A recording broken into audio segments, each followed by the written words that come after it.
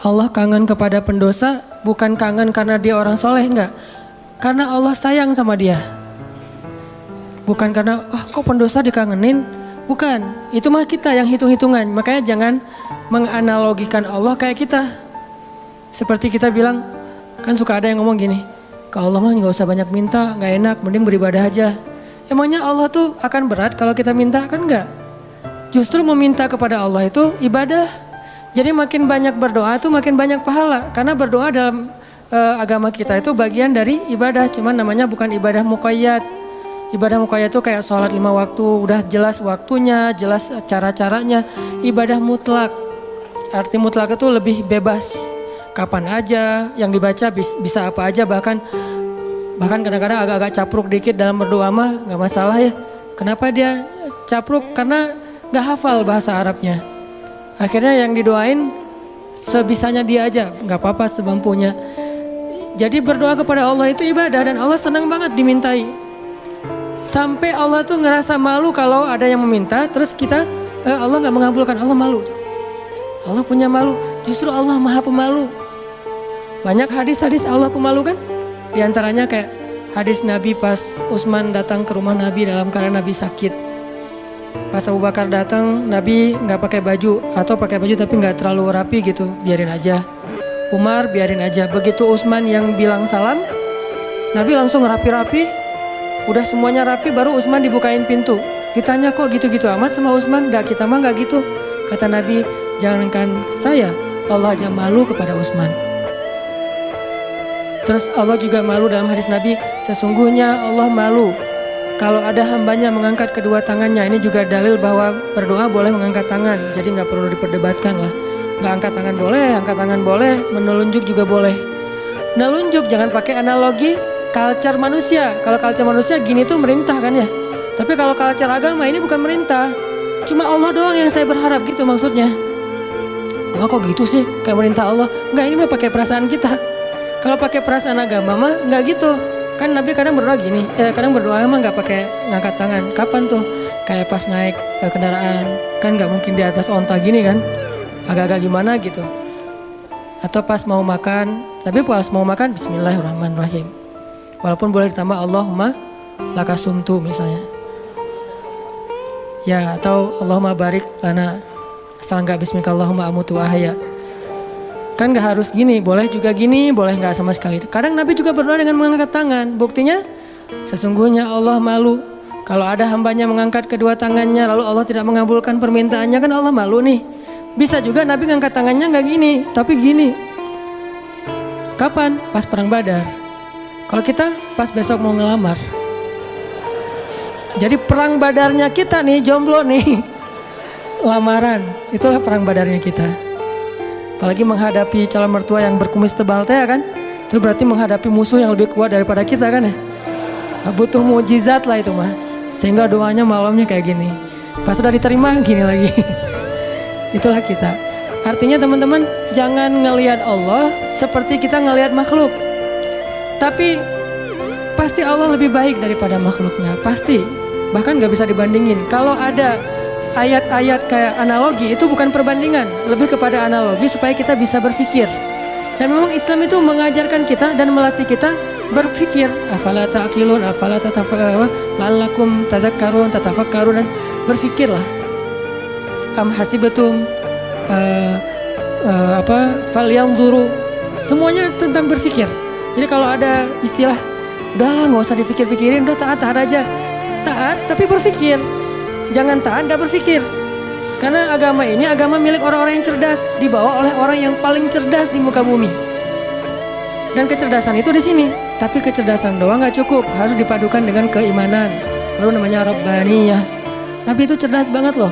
Saking cerdasnya Nabi, turun ayat 1 juz kehafal sama Nabi.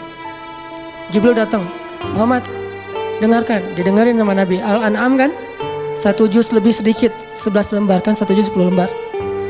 Nabi dengerin, Jibril baca, udah selesai Jibril baca, Jibril naik ke langit, Nabi udah hafal. Nabi kasih tahu ke sahabat, udah turun ayat kepada saya yang lebih baik, yang lebih saya cintai daripada langit dan bumi, yaitu yang dibuka dengan Alhamdulillah. Sahabat Ibnu Mas'ud bilang, saya udah hafal ya Rasulullah. Ini lagi sifat tawadunya Rasul. Rasul gak bilang, emang lo doang? Gue juga gitu. Enggak.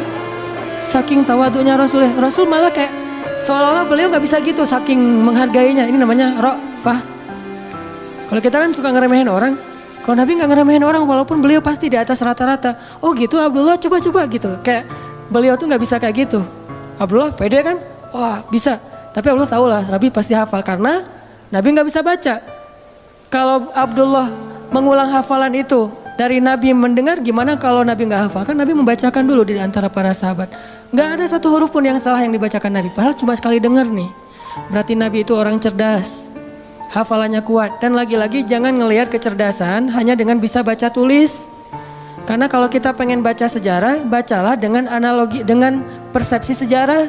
Jangan baca sejarah dengan persepsi kekinian, itu keliru. Saya nggak bilang salah ya, keliru. Karena salah dan keliru itu beda. Kalau salah dalam bahasa fikih namanya batil, benar hak. Kalau keliru khata, benar sawab. Itu keliru kalau kita membaca sejarah tapi pakai persepsi kekinian. Contoh, katanya pinter tapi kok nggak bisa baca tulis. Karena di zaman sekarang pinter itu dilihat dari kemampuan membaca dan menulis. Di zaman dulu culture-nya belajar itu nggak lewat baca tulis. Di zaman Nabi dulu belajarnya lewat menghafal. Jadi orang yang pintar di zaman itu adalah yang bagus hafalannya.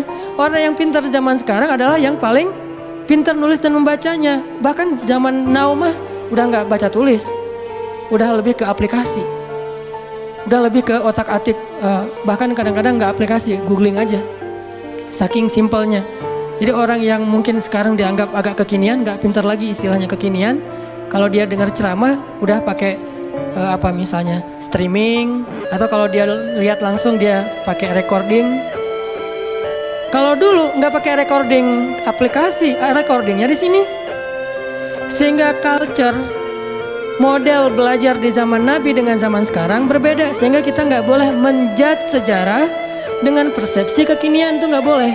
Sama kayak kita menjudge Nabi menikah dengan anak di bawah umur dengan persepsi kekinian. Memang 12 tahun itu atau 11 tahun di zaman sekarang itu di bawah umur. Tapi di zaman itu coba kita baca sejarahnya lebih lengkap deh. Aisyah sebelum dilamar sama Nabi itu udah khitbahan loh. Udah jadian. Sama siapa? Sama anak seorang laki-laki yang belum beriman. Namanya anak Mut'im bin Adi. Mut'im bin Adi ini salah satu orang kafir tapi pelindung Nabi kayak Abu Talib. Setelah Abu Talib wafat yang gantiin Abu Talib itu Mut'im namanya. Mut'im bin Adi. Aisyah itu udah ditunangkan sama anaknya Mut'im. Nabi nggak tahu. Nabi dapat mimpi kan, yang dapat kain sutra dari surga gitu. Nabi datang kepada Abu Bakar bilang, ya Abu Bakar, saya bermimpi melamar Aisyah anakmu. Bagaimana pendapatmu? Abu Bakar diam-diam pergi ke Mut'im. Karena Abu Bakar sendiri kalau dilamar Nabi siapa yang bisa nolak kan ya? Nabi yang ngelamar kan. Jangankan untuk Nabi, untuk siapa dulu teh? Julaibib aja diterima kan ya? Apalagi sekarang untuk Nabi nih. Akhirnya diam-diam Abu Bakar datang ke Mut'im. Angkat dong teleponnya, karena nggak diangkat-angkat dari tadi teh. Pas diangkat, ada apa Abu Bakar? Ini ada masalah nih, yuk kita ketemuan. Ya udah di kafe mana? Itu dekat SM aja gitu. Ketemuan kata Abu Bakar, Mut'im nih gimana nih, saya galau berat. Saya nggak enak sama kamu. Emang ada masalah apa? Kan kita udah lama berteman, biasa aja lah gitu.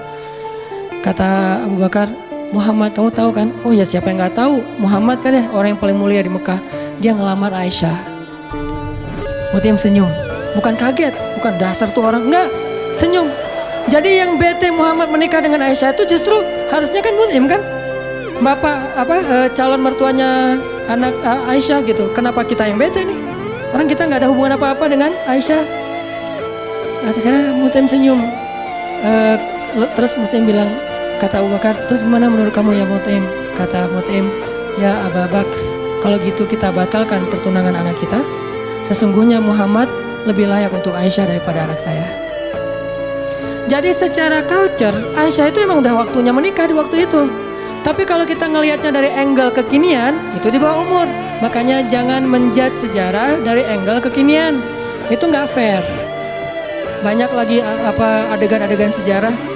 Ini yang kita belajar di Al-Azhar itu kayak gini nih, belajar berpikir, belajar berfilosofi. Kalau orang bilang filsafat itu nggak butuh, nggak, tergantung filsafatnya.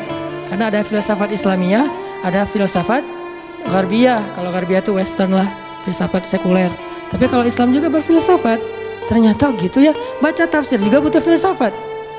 Saya kalau baca Al-Quran yang ada tafsirnya atau nggak pakai tafsir, misalnya baca Quran beberapa ayat yang udah ngerti gitu ya. Subhanallah, ketika kita berpikir tentang Al-Quran, kebayang hal yang luar biasa tentang kebesaran Allah. Itu luar biasa loh. Kayak saya pernah bilang ayat Allah tuh zatnya, kalau kita ke teman bilangnya orangnya gitu ya. Allah itu zatnya nggak enakan. Apa bukti Allah nggak enakan? Tuh buktinya tuh ayat sebelum tentang pengubahan kiblat. Allah mengatakan Raufun, dirinya tuh Rauf, artinya Rauf itu nggak enakan. Apa wujud nggak enakan Allah? Salah satunya ayat tentang puasa. Itu Allah nggak enakan banget tuh. Mau nyuruh kita puasa aja, perintahnya satu, tapi bahasa-bahasa untuk seolah-olah memotivasi kita, itu satu lembar loh. Ya ayyuhalladzina amanu, kutiba alaikumusiyam. Makanya bacanya jangan ya ayyuhalladzina amanu, beda itu, beda intonasi, beda pesan. Tapi kalau kita baca ya ayyuhalladzina amanu, kan kata Nabi, bacalah Al-Quran dengan suara sedih kan, bukan dengan suara teriak. Kadang kita ya ayyuhalladzina amanu, tergantung khotibnya kan ya. Padahal kadang ayat itu turunnya nggak gini, tapi santai turunnya. Ya ayyuhalladzina amanu, kutiba alaikumusiyam. Wahai orang yang beriman, diwajibkan bagi kalian berpuasa. Tapi coba perhatikan kalimat berikutnya, kayak Allah nggak enakan banget. Kama kutiba alal ladzina min qablikum, seperti telah diwajibkan kepada orang sebelum kalian. Seolah-olah Allah ngomong gini, puasa ya, tapi nggak usah khawatir, bukan kalian doang yang disuruh, yang lain juga disuruh gitu. Kayak kita bilang ke teman kita nih, lagi ada event, kita jadi panitia gitu. Terus kita sebagai ketua panitia bilang ke teman-teman kita tim, tolong angkatin meja ya, soalnya yang lain di depan lagi beres-beresin sendal atau apalah. Tolong angkatin layar ya, tolong gulung layar ya, soalnya yang lain lagi beresin meja di dalam. Artinya bukan kamu doang yang disuruh, yang lain juga kerja gitu kan. Saking ra'fah, nggak enaknya Allah sama kita coba. Nah kita mah enak-enak aja sama Allah, nuduh Allah macam-macam, Allah nggak adil, Allah maunya apa, Allah nggak rela saya jadi orang benar. Allah aja ke kita yang Allah maha sempurna nggak enakan coba. Wahai orang yang beriman, berpuasalah atau diwajibkan bagi kalian berpuasa. Tapi bukan kalian doang, orang sebelum kalian juga diwajibin. Kama kutiba alal ladzina min qablikum. Ini untuk kalian bukan untuk saya. La'allakum tattaqun, supaya kalian bisa jaga diri. Kan takwa itu menjaga, wiqayah, bisa jaga diri. Maksud jaga diri apa Ustadz? Kan kata Nabi juga bagi para jomblo, kata Nabi kan ya, kalau kalian udah sanggup menikah, menikahlah. Kalau nggak sanggup atau nggak ada yang mau sih, nggak ada hadisnya sih, nggak sanggup maksudnya. Nabi kan ngomongnya elegan ya, saya aja yang nerjemahinnya kurang elegan. Maksud nggak sanggup di sini itu bukan cuma nggak punya materi, nggak ada yang mau juga. Kan nggak mungkin Nabi bilang nggak mau ya, nggak ada yang mau ya, nggak mungkin kan? Kalau kalian nggak sanggup, dalam kurung versi saya nih, nggak punya uang atau nggak punya calon, atau ada calon banyak tapi nggak ada yang mau, misalnya tutup kurung gitu kan? Kalau kalian nggak sanggup, puasalah, karena itu bisa menjaga diri kalian. Udah Ustadz puasa makin pengen nikah. Saya banget tuh dulu, alhamdulillah udah enggak lah, cukup ya. Oke, lanjut. Supaya kalian bisa jaga diri, la'allakum tattaqun, karena takwa itu menjaga diri. Bisa menjaga diri dari hawa nafsu, bisa jaga diri dari api neraka. Banyak makna jaga diri di sini. Udah selesai belum? Allah masih ngomong gini, ayyamam ma'dudat, gak usah khawatir, gak lama kok, cuma beberapa hari. Kenapa Allah gak bilang aja 29 hari atau 30 hari? Kenapa bilang beberapa hari? Kenapa Allah gak bilang 1 bulan? Kan puasa 1 bulan kan? Kenapa gak bilang syahran wahidan? Kenapa ayyaman ma'dudat? Karena pengen ngasih angle bahwa ini ringan, cuma beberapa hari doang kok. Lagian puasa kan bukan bulanan, harian. Sanggup gitu puasa bulanan? Sahurnya tanggal 1, buka puasa tanggal 29 gitu. Gak sanggup, makanya Allah bilang ayyam, beberapa hari. Ini yang saya belajar di Al-Azhar. Jadi saya merasa bersyukur, bukan ngelebih-lebihin ya. Pasti kampus-kampus yang lain juga keren-keren. Cuma karena saya gak ngerasain, saya taunya Al-Azhar. Di Al-Azhar itu kita belajar detail banget. Kenapa saya bilang ada S2, S3 cuma 1 huruf Al-Quran jadi dapat tesis, disertasi. Karena yang dipelajari itu detail. Ngapain gitu-gitu amat sih, udah tahan aja. Enggak, kalau yang mau tahan aja gak usah berpikir. Tapi berpikir supaya kita bisa menjadikan agama ini sebagai rahmat, sebagai solusi buat kehidupan kita. Ini bedanya belajar Al-Azhar dengan di beberapa tempat ya. Kalau di beberapa tempat belajar fikih itu lebih kepada produknya, produk fikih. halal, haram, boleh nggak boleh, itu kan produk fikih kan. Kalau di Al-Azhar bukan belajar produk, belajar cara memproduksi. Mesinnya dipelajari. Sehingga ketika ada masalah baru, mesin ini tinggal diulik dikit, produksi yang lagi yang baru. Kayak tadi misalnya bikin apa gitu, ternyata udah berubah zamannya, udah seleranya udah nggak kayak gitu lagi, akhirnya digantilah, bikin lagi yang baru. Tetap mesinnya sama, cuman dia bisa beradaptasi dengan kebutuhan pasar. Itu bedanya di Al-Azhar. Kita belajar mesin fikih. Bagaimana memproduksi fatwa kalau di bidang fikih. Kalau di tafsir, bagaimana mengambil ayat terus jadi kesimpulan berfikir. Jadi berfikir dengan Al-Quran, bukan berfikir dengan menurut saya, enggak. Pola fikir kita tuh dibangun di Al-Azhar. Sehingga pas kita dengerin dosen ngomong, bener-bener tuh calangapan bener tuh. Karena ilmu dosen-dosen di sana tuh luar biasa. Kalau ngomong tuh kayak seolah-olah dia udah kuasai seluruh Al-Quran. Jadi Al-Quran itu diambil tuh sepotong-sepotong dikumpulin, jadilah satu menu makanan. Tuh gitu di Al-Azhar teh. Intinya yang saya pengen sampaikan kepada teman-teman, jangan ngelihat Allah kayak ngelihat makhluk. Karena nanti jadi salah paham. Jangan banyak minta lah, gak enak sama Allah. Justru Allah itu gak enak kalau gak diminta. Allah senang banget kalau kita minta. Dan Nabi yang paling banyak meminta ke Allah namanya Ibrahim. Sehingga disebut Inna Ibrahim la'awwahun halim. Apa arti awwah? Bukan awwah ya. Awwah artinya da'a, suka berdoa. Dan di Al-Quran itu Nabi yang paling banyak kalimat doanya kan Ibrahim kan. Dikit-dikit ya Rabbi, ya Ilahi, ya Allah. Selain Musa, awwahun da'a, suka berdoa. Gitu juga tadi dalam kasus surga neraka. Ada orang bilang, saya emang gak takut sama neraka. Setan aja, iblis takut sama neraka. Kita lebih garang daripada iblis? Enggak. Iblis itu udah paling, kalau dibilang bejat, paling bejat mah iblis. Udah gak ada lagi lebih bejat daripada iblis. Udah gua mah lebih bejat dari iblis, gak ada. Iblis itu paling bejat tuh udah. Jadi kalau ada manusia gimana pun dia bejat masih kalah sama iblis. Yang paling soleh itu adalah Muhammad SAW. Walaupun yang paling suci adalah malaikat, tapi yang paling soleh, beda suci sama soleh ya. Karena orang soleh bisa aja ada kesalahan. Nih berpikir nih, orang soleh tetap ada kesalahan. Kalau suci nggak ada kesalahan. Dan nggak ada manusia yang suci. Yang ada manusia yang soleh. Nabi bukan suci, maksum, terjaga. Kesalahan tetap ada, tapi bukan dosa. Karena Nabi tidak berbuat dosa, karena maksum. Tapi kesalahan, beliau bermasang muka, beliau salah memutuskan tentang perkara tawanan perang dalam perang surat Al-Anfal. Beliau salah misalnya keliru dalam masalah sikap kepada orang-orang yang belajar kepada beliau. Terus didatangin orang-orang kafir Quraisy yang belajar suruh mojok dulu, ditegur sama Allah. Ayat teguran ke Nabi itu banyak loh. Termasuk beliau karena pengen nyenengin istri-istrinya lagi cemburu. Nabi bilang ya udah deh, saya nggak akan minum madu lagi. Kan baru pulang nih dari rumah salah satu istrinya, ketemu istri yang Aisyah. Aisyah nanya, dari mana aja sih kok lama banget datangnya? Itu dari rumah Sofia. Ngapain sih di sana terus? Kan dia tuh maksudnya pendek gitu.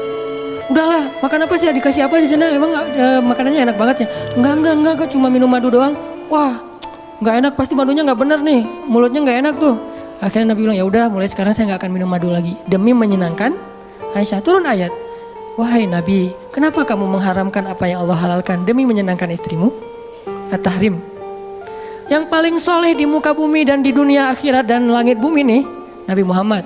Tapi yang paling suci, malaikat. Di sini ketahuan, oh ternyata orang soleh juga bisa ngelakuin kesalahan. Kalau Nabi kesalahan, kekeliruan, kalau kita kesalahan. Tapi dia langsung recovery, balik. Gak ada yang suci. Fala tuzakku anfusakum. Jangan kalian menganggap diri kalian suci. Tapi yang paling bejat adalah iblis. Kemudian setan. Setan ini minal jinnati wan nas, ada jin ada manusia. Sehingga kita kalau bilang saya nggak takut neraka agak-agak klise menurut saya. Berarti sia-sia dong Allah ciptain neraka, ternyata manusia nggak takut.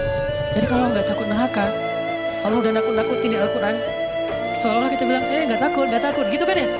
Gimana tuh sama Allah? Kan agak-agak aneh nih. Nggak takut. Dunia aja kita takut dengan hal-hal yang mengerikan.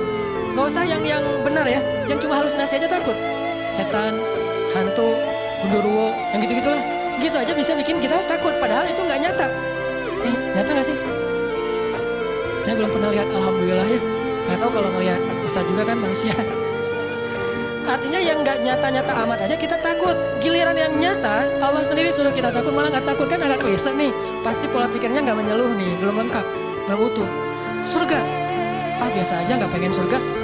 Seolah-olah kita ngeremehin surga itu gak berharga. Surga itu kata Nabi adalah ala sil'atallahi ghaliyah, ala sil'atallahi lil jannah. Harta Allah yang paling berharga itu adalah surga, bukan dunia. Dunia aja kita pengen, masa surga enggak? Padahal kata Allah, dunia ini enggak ada apa-apa dibandingkan surga. Klise lagi kan? Kita pengen surga dan Allah senang kita pengen surga. Kita takut neraka dan Allah senang kita takut neraka. Karena semua itu bagian dari yakin kita kepada Allah. Cuman, jangan hanya di lisan, harus di hati. Kita, kenapa kamu sholat 5 waktu? Kalau saya nggak sholat, ntar diazab kubur. Gak apa-apa. Kenapa kamu sedekah? Karena pengen dapat pahala banyak. Gak apa-apa. Wah, kalian mah gak ada yang tulus. Dan saya mah kalau sholat, sedekah segala macam bukan karena surga neraka. Saya sholat dan segala macam karena cinta sama Allah. Gak ada tolak belakangnya antara satu dengan yang lain. Cinta bagian dari iman, takut bagian dari iman, berharap bagian dari iman. Kan iman itu ada 60-an cabang. Termasuk malu, bagian dari iman. Sehingga gak perlu dibentur-benturin, ambil yang sebagian, buang yang lain, gak. Masuk kayak ada hambanya yang bertobat, Allah tuh bahagia. Saking bahagianya lebih daripada orang yang ketika dapatin onta yang hilang, terus dia bilang, Allah, anta abdi wa ana rabbuk. Ya Allah, engkaulah hambaku dan aku Tuhanmu. Ngomongnya salah saking bahagia. Allah lebih bahagia dari orang itu terhadap orang yang bertobat. Berarti kan Allah emosional ya. Allah itu emosional. Bahagia, marah, senang, cinta, tersenyum, emosional. Cuman emosi Allah itu maha sempurna, gak seperti makhluk. Sehingga kita coba melibatkan emosi kita dalam berinteraksi dengan Allah. Jangan flat lah.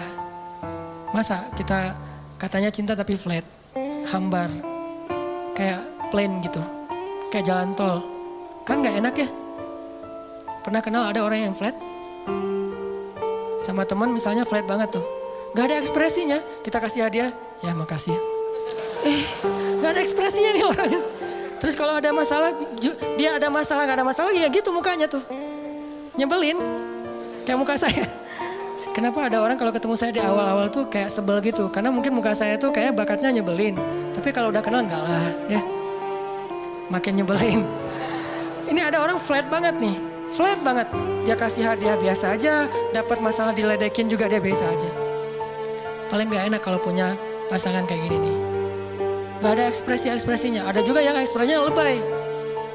Kasih hadiah dikit, wah segala macam. Ada masalah dikit, nangisnya wah kemana-mana. Misalnya ada yang kayak gitu teh. Nah Allah yang paling ideal perasaannya. Yang paling ideal zatnya. Yang paling ideal kebaikannya. Paling ideal aja pokoknya.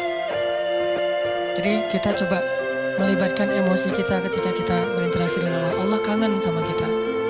Cuman kangennya Allah karena pengen ngampuni dosa-dosa kita.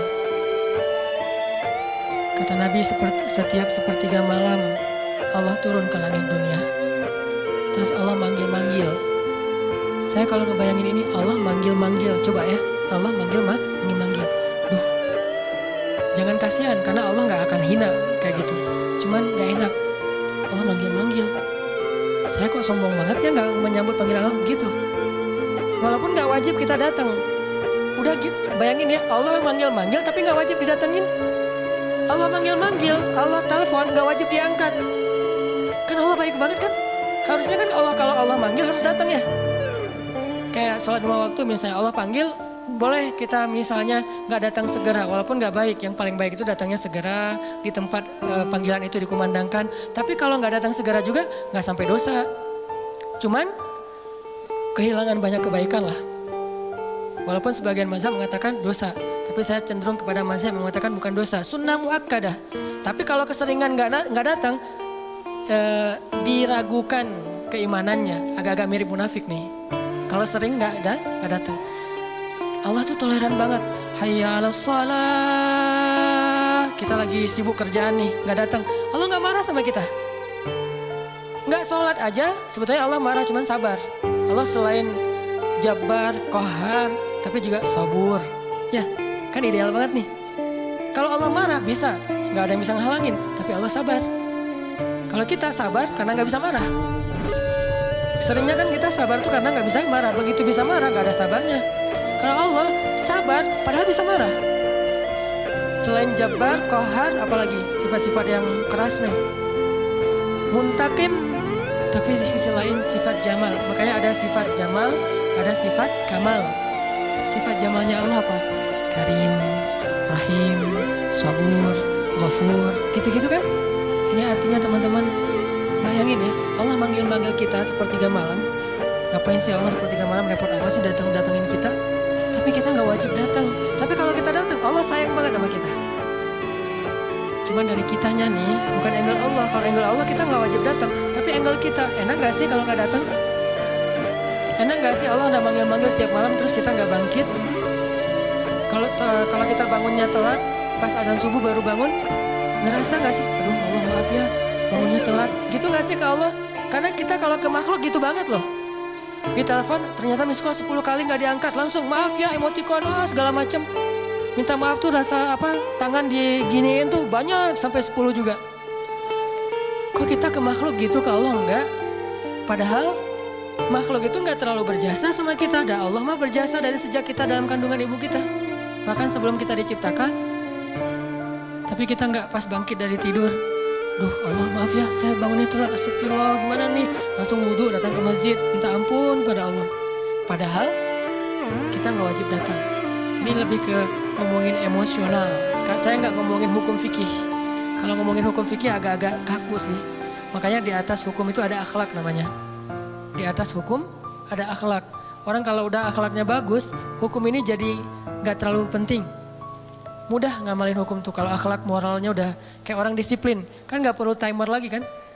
Udah disiplin, gak perlu lagi ketat. Hukum itu dibikin ketat karena orangnya gak disiplin. Ketika orangnya udah disiplin, udah akhlaknya, moralitasnya, lifestyle-nya udah bagus, hukum gak terlalu ketat juga gak masalah. Yang saya pernah cerita tuh, di Jepang, di baggage claim, baggage belt itu, tempat ngambil bagasi, itu gak ada yang jagain, gak ada polisi, gak ada petugas, cuma pakai garis doang. Garisnya juga kecil, nggak pakai pagar segala macam. Kadang-kadang kan udah pakai pagar juga didobrak kan ya.